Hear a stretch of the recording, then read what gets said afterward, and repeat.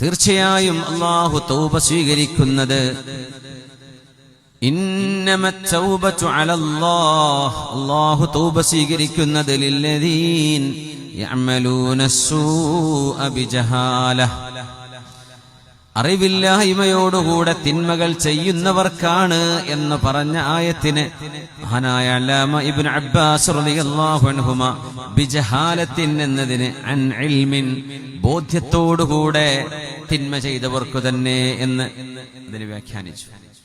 അറിവില്ലായ്മ കൊണ്ട് തെറ്റുപറ്റിയവർ, അവരുടെ തൗബയെ അല്ലാഹു സ്വീകരിക്കൂ എന്നാണ് ആ വാക്കിന്റെ പ്രത്യക്ഷാർത്ഥം. പക്ഷെ അതിന്റെ വ്യാഖ്യാനം അൻ ഇൽമിൻ, ബോധ്യത്തിൽ തെറ്റ് ചെയ്തവർക്കും അല്ലാഹു തൗബ സ്വീകരിക്കുന്ന. ثم يتوبون من قريب, തെറ്റുകൾ സംഭവിച്ചു പോയാൽ പിന്നെ ഉടനെ തന്നെ അല്ലാഹുവിലേക്ക് പശ്ചാത്തപിച്ചുകൊണ്ട് മടങ്ങുന്നവർ അറിവോടുകൂടെ ബോധ്യത്തോടുകൂടെ തിന്മകൾ ചെയ്തവരാണ്. പക്ഷേ ഉടനെ തന്നെ റബ്ബിലേക്ക് ഖേദിച്ചു മടങ്ങും. അല്ലാഹുവേ റബ്ബനാ ഗലബത അലൈനാ ശിഖ്വതുനാ, അല്ലാഹുവേ ഞങ്ങളുടെ പാപങ്ങൾ കൊണ്ട് പങ്കിലമായ ഞങ്ങളുടെ ശരീരം ഞങ്ങളോട് തിന്മ ചെയ്യാൻ പ്രേരിപ്പിച്ചു. റബ്ബേ ഞങ്ങളിൽ തെറ്റുകൾ സംഭവിച്ചു പോയി, എനിക്ക് മാപ്പുതാ. രാത്രി തെറ്റു ചെയ്തവര് പകലാകും മുമ്പ് തൗബ ചോദിക്കണം, അല്ലാഹുവിനോട് തൗബ ചെയ്തിരിക്കണം.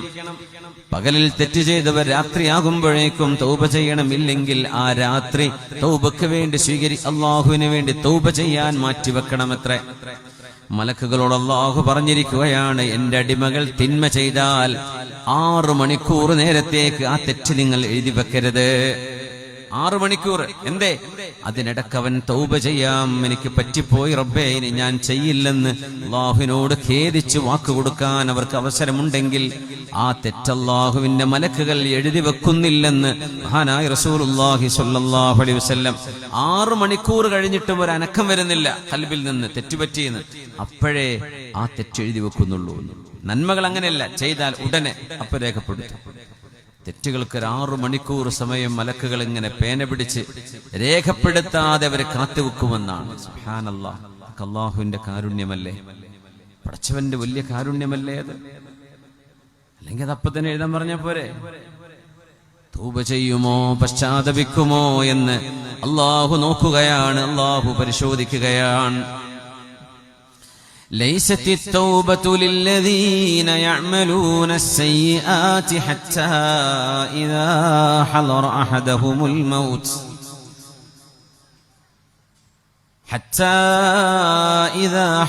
أحدهم الموت قال إني تبت الآن ولا الذين يموتون وهم كفار